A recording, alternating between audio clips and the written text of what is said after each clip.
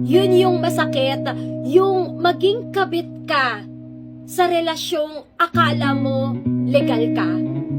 Akala mo totoo siya, pero ginagago ka na pala. Pinaniwala ka na ikaw lang, walang iba. Pero malaman-laman mo, mula pa pala nung una, niloloko ka na niya. Na hindi lang pala ikaw yung tao sa buhay niya dahil meron pa palang nauna. Ang sakit. Pero ano nga bang dapat mong gawin? Alam ko na masakit. Alam ko na nag-invest ka na ng too much. Pero kung pwede ka pang lumaya sa piling niya, go. Lumaya ka.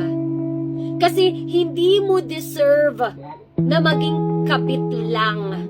You deserve more.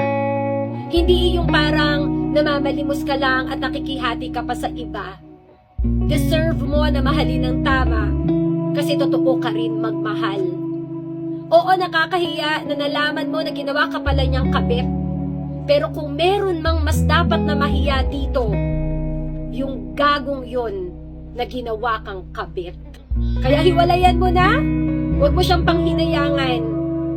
Kasi mas kailangan mo na mahalin ang sarili mo kaysa mahalin mo yung katulad ng lalaki na walang ginawa kundi paglaruan ang damdamin mo.